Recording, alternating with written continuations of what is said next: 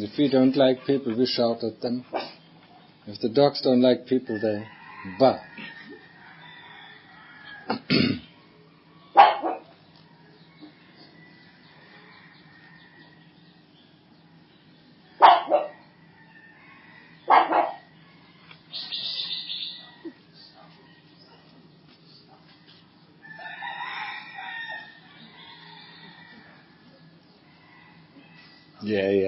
Yes. Leave your note.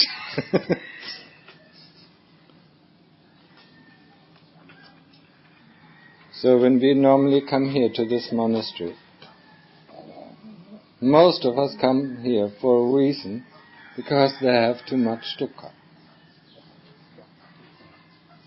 Dukkha means restlessness, unpleasantness, unease, dis-ease, pain, mental pain or physical pain, suffering, in other words. That's all dukkha.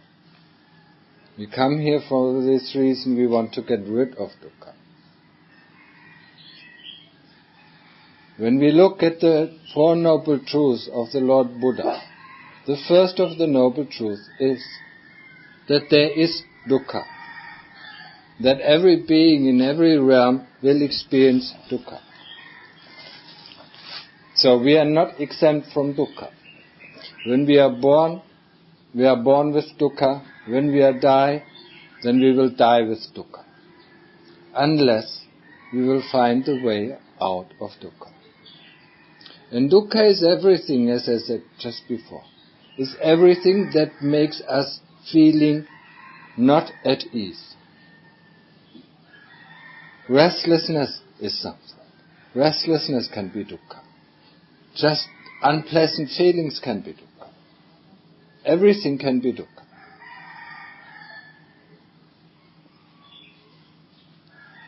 And this is the first noble truth. Then the second of the noble truth is the origin of dukkha. The origin of dukkha is our attachment, is our clinging to, is tanha, is clinging to forms or not to forms, is clinging to life, is clinging to becoming or not to become, just the opposite as well. Some people want to live, they die for living. And other people want to die, so they kill themselves. Just the opposites are just the same thing. If I hate something so much, then it's also clinging to these things. Even if we do not understand it yet. We think the things that we loathe so much, we do not cling to. But because of our loathing, that we want to have them away from us, want to get rid of them, we cling the same way.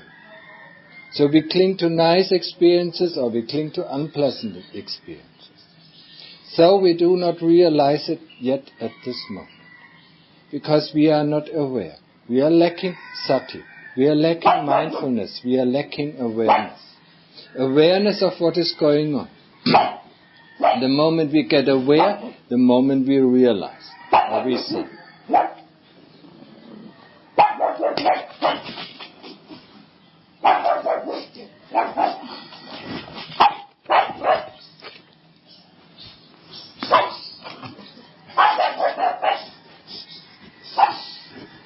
Just the same way as this dog, barks at people he doesn't like. We shout at people we do not like. Or we want to get rid of situations we do not like. And that is all clinging. That all produces suffering. This all produces dukkha, unpleasant feelings. Something we do not like produces unpleasant feelings. So this is the origin for our dukkha. The third noble truth is very short. The Lord Buddha told us that there is an end of the dukkha. That is a very good announcement. It can make us happy that there is an end of all this dukkha. That we do not have to suffer for life on life on life. So the younger brother is coming, huh?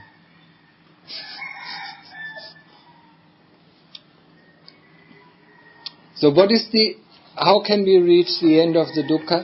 And that is the fourth noble truth. The path that leads to the end of dukkha.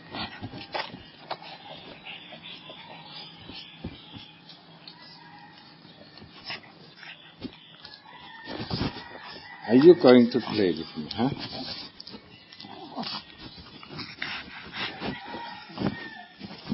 You know, one is enough of you, yeah?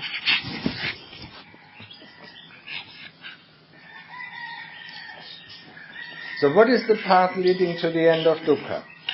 The path leading to the end of dukkha is the path of sila, samadhi and panya. What is sila?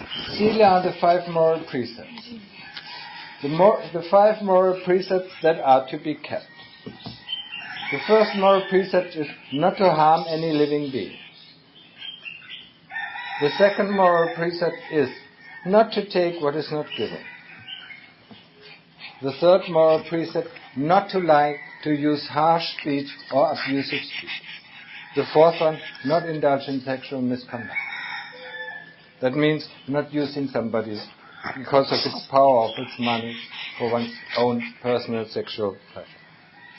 And the fifth one is no alcohol and no drugs. Everything that makes us unmindful. Everything that reduces our mindfulness, everything that reduces our awareness is called drugs. Alcohol is very known, and now we have a lot of drugs, especially in the West, but now also in Asia. Of these cracks and whatever, crazy medicine. Make people just crazy. Just go.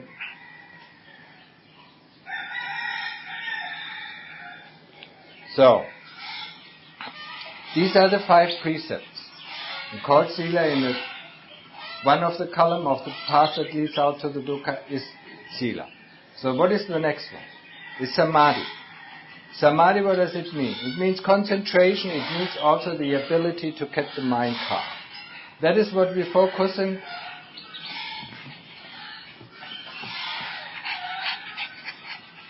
That is what we are going to focus when we come back. It is of course clear that we keep the 5 precepts while we are here in this morning. So that's why I'm not talking about a lot. It's just a prerequisite for being able to come here. Samadhi. Samadhi is the ability to concentrate the mind on one thing, to put the mind to work. And we train it to do it with Buddha. Or, when we've done meditation before and we use the breath, then we keep our attention on the tip of the nose and observe the breath coming in or the breath going out.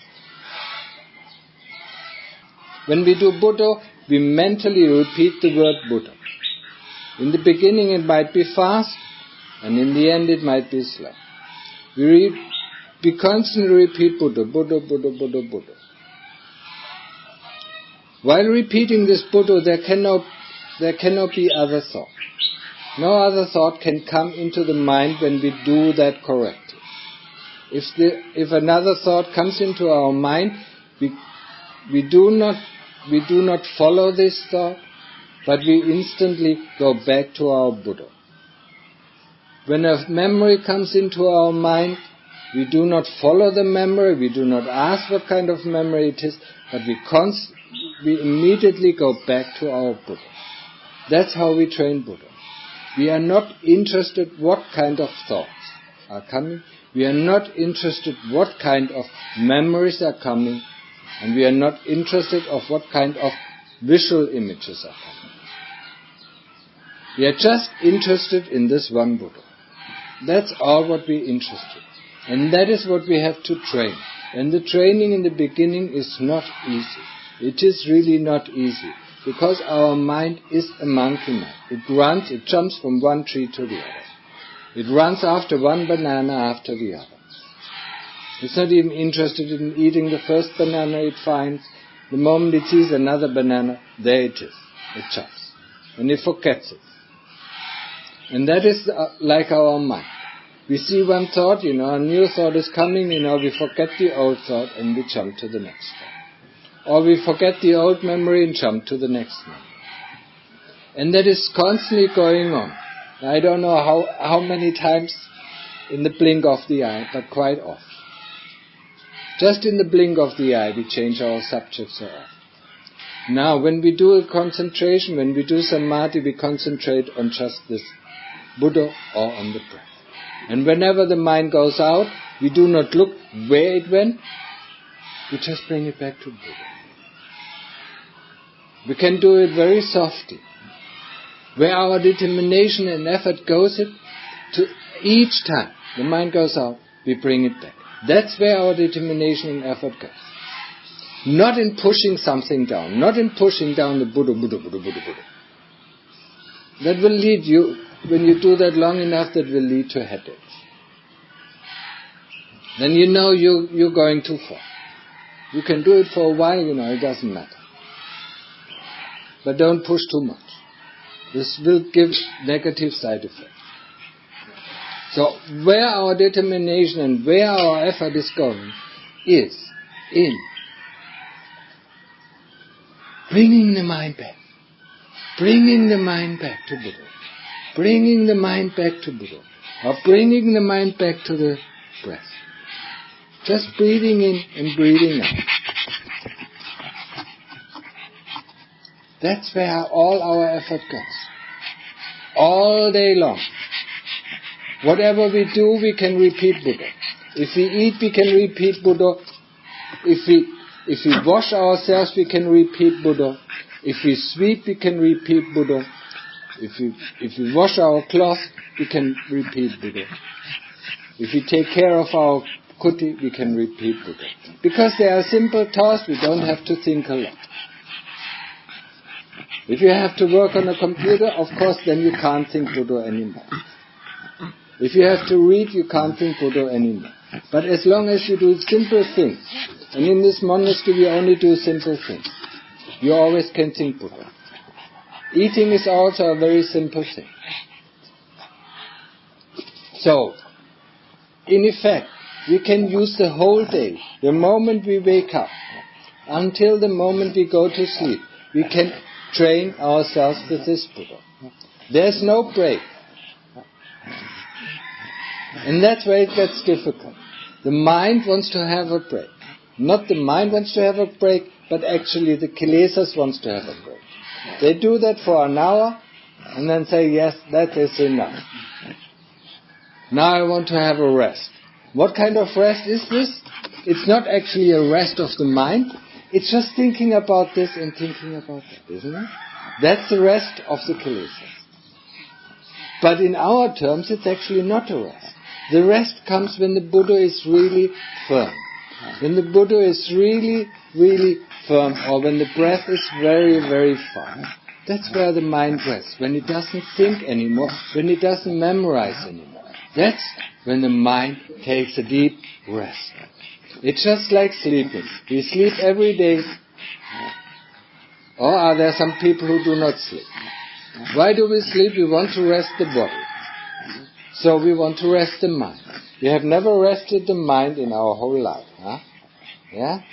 You as well. Huh?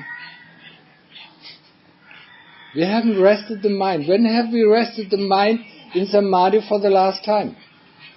We can't even imagine it. We can't even think of it. So that's why it's so difficult. Now think about all the years that you are alive. When 40 years or 30 years or 20 years, you never rested the mind. Now it's the occasion to rest the mind. To put the mind to a state of calmness. To put the mind beyond thinking, beyond memorizing. To put it at the first time just in a place of rest, in a place of experience, in a safe haven. And that is what is going to happen when we concentrate and concentrate and concentrate on this one word Buddha. As a side effect, we will enter Upachara Samadhi or Access Samadhi. Access Samadhi is a safe haven. It is like when you are in the storm, when you are hit by rain or hail and thunder and lightning, and then you find a glass house, and you open the door, and you enter the glass house, and then you feel safe. Because the rain doesn't hit you, the lightning doesn't frighten you, the thunder doesn't frighten you. Because you are in a safe place. And that is what is Upachara Samadhi. The moment we are beyond thought, we are in a safe place. We are in a safe haven. That will last for a while. In the beginning it will not last very long, but we do remember it. It might last for 5 minutes, and in the end it might last for hours. That's where we can take rest. That's where the mind can take rest. In this state there is no worries, there is no fear, there is nothing. There's just the experience of the ongoing phenomena that are around us. That doesn't mean we still hear the thunder, we still hear the lightning, but it doesn't frighten us because we do not associate. It's far, far away. Because we are sitting actually in this glass house that makes us feeling so extremely safe. And that's why we have to train, or that's why it is necessary to train Samadhi. To get in a place where we actually feel free, where we actually feel safe for the first time in our life, probably for the first time in our life. And that's why we have to put in all the effort and put everything that disturbs us away. Replace everything that disturbs you. On your path of practice, you know the work. The work is simple, just keep attention on your Buddha, or just keep the attention on the breath. Or if you want to, you can do it with breathing in and do with breathing out. You can combine these two methods. But there are methods, and if they are practiced very well, they will lead us to Upachara Samadhi. Now in Upachara Samadhi we will continue doing the same thing. So we keep attention or awareness of our breath, or we keep awareness of our Buddha. Until the breath becomes so subtle and so fine that the breath disappears.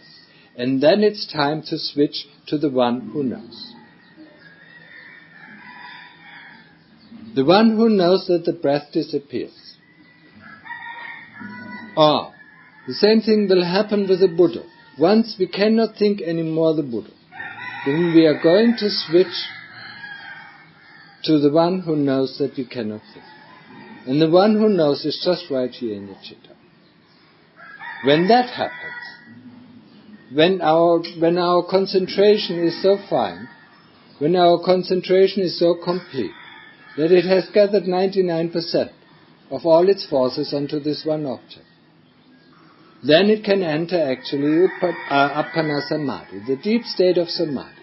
When it enters the deep state of Samadhi, the first thing that we realize is that our body disappears from our awareness. The next thing that we realize is that not only the body disappears, that this whole universe disappears. And what is left is just the pure, crystal clear knowingness. That is the nature of our Chitta. And that is called Appana Samadhi, or the deep state of Samadhi. That is the first wonder in practice that we can experience. This is the wonder, one of the first wonders that we can experience in our meditation.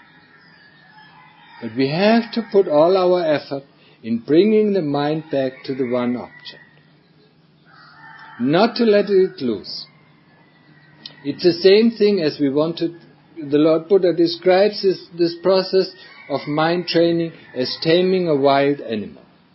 You take an animal that is from the wild, you put a rope around his neck and you tie it fixed to a pole. In the beginning, of course, the animal wants to run away. If he sees that the pole is really solid and it cannot run away, then what does it do? It puts itself to rest. It doesn't think of escaping anymore, but it puts itself to rest. And the same thing is going to happen with the mind. The moment the mind sees it cannot escape anymore, it cannot escape in any more thoughts or in any more memories, and is even not interested in all the feelings that arise or in the body or in consciousness, then it enters sleep. Then it puts itself to rest. All what we can say about this deep state of Samadhi is, it's a crystal clear knowing. We are so awake like we have never been awake before. It's an amazing state, and it shows us the true nature of our citta. That's what is left when everything disappears. We are constantly living in this universe. We are constantly bothered by people or governments or countries or this or that. The moment all these things disappear, it shows us what is really left. What is left of all these things. So Tanaja Mahabodha describes this state of Appana Samadhi as a preview of Nibbana. As the Nibbana of the ordinary person. That means everybody who puts his attention onto the task, everybody who is willing to put the mind always back to the same object, will be able to reach it. That's why it's the Nibbana of the little man. Nibbana means everything is extinguished. That will happen for a moment, or it will happen for a while, or it will happen for a long time. Once we come back out, we are in the same cause of trouble. And the first thought, the moment we come out of this really deep samadhi, the first thought is, I want to go back. Because we have never experienced it. That's why I call it a wonder, and that's why Tanaja Mahabodha calls it the preview of Nibbana. It's a preview of what is left when everything else disappears. That's the state of Appana Samadhi. So put your effort into your practice and stick with the Buddha or stick with the breath until the breath disappears or until the Buddha becomes so fixed that you cannot think even more one Buddha. And then revert to that what knows. Because that what knows has been there all along. Since our birth until our death. That what knows. The citta is always there. The citta is the driver of the car.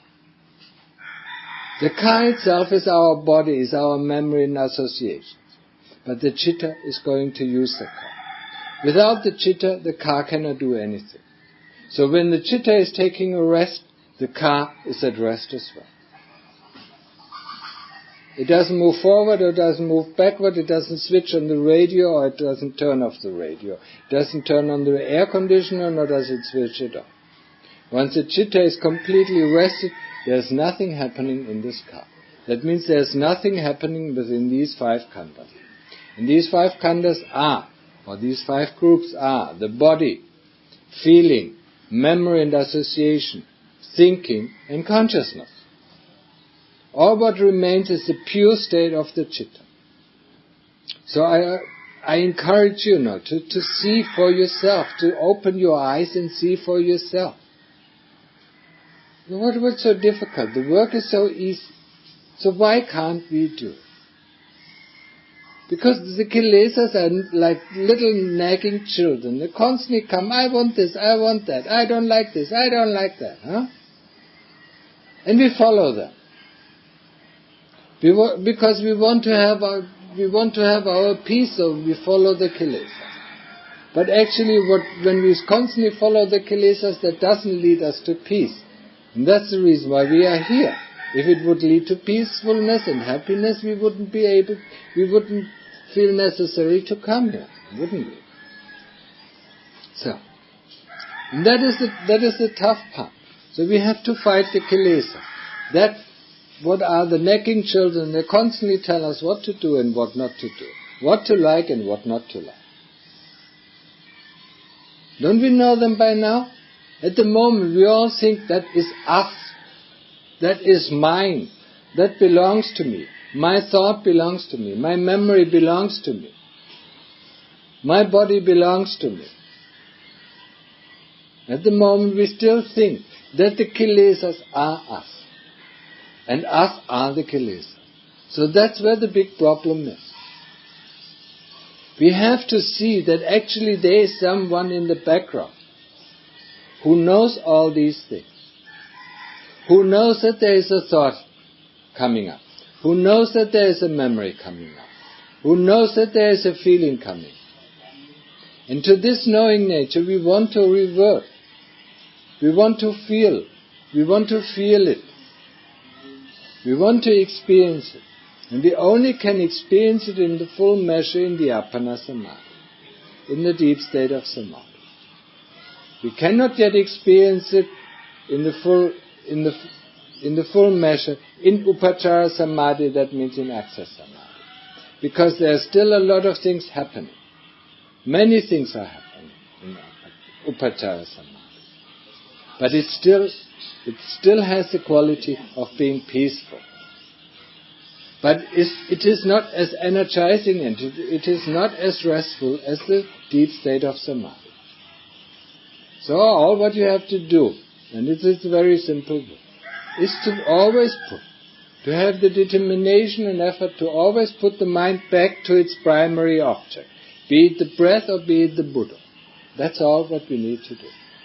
To be able, as a side effect, to get into Upachara Samadhi or then into Appana Samadhi. So just ask yourself, what is hindering you? What is hindering you? Why do you want to think this thought? Why do you want to remember this memory? What's the use of it? It just stirs up the mind. And that's all what it does.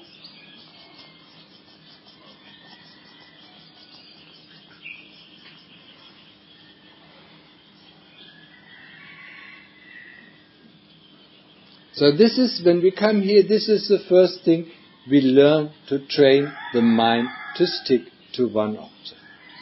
Now for meditation of calm, this object is Buddha or is the breath, or is a combination of Buddha and the breath. That's what we learn in the beginning. We have to train the mind to be able to stick to one point before we can put the mind to work. Because we want to use that mind. We want to use the facility.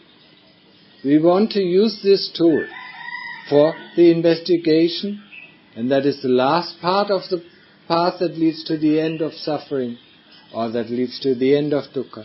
That is developing of wisdom. In order to develop wisdom, we have to use the mind and investigate. We have to investigate the 5 khandhas or the 5 groups. That means we have to investigate and to completely understand the body. We have to completely understand what is feeling, what is body, what is feeling, what is memory, what is thought, and what is consciousness. That's once the mind is trained to be able to stick to one object, then we can put it to use. Then we can put it to work. But as long as it doesn't stick, the development of wisdom, investigation is not very useful, because after 3 thoughts we're going to switch the subject. So we don't even know what the subject we were investigating before. What's the result of it? That's why we first have to learn concentration. Being able to stay with one object for at least 5, 10 or 15 minutes before we can put it to work.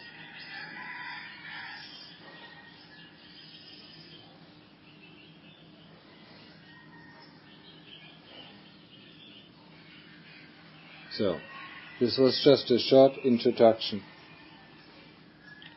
to the 4 Noble Truths and to the path of practice. So, I encourage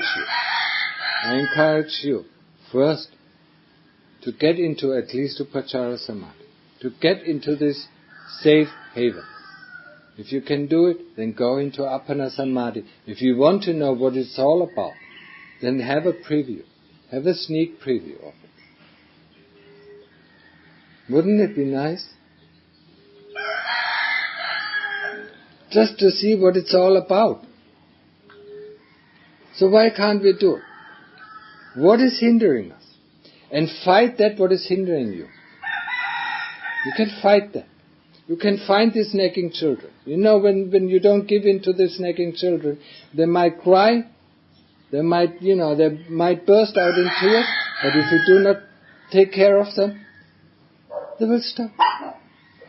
And so is it with the kilesa. They will just stop bothering us.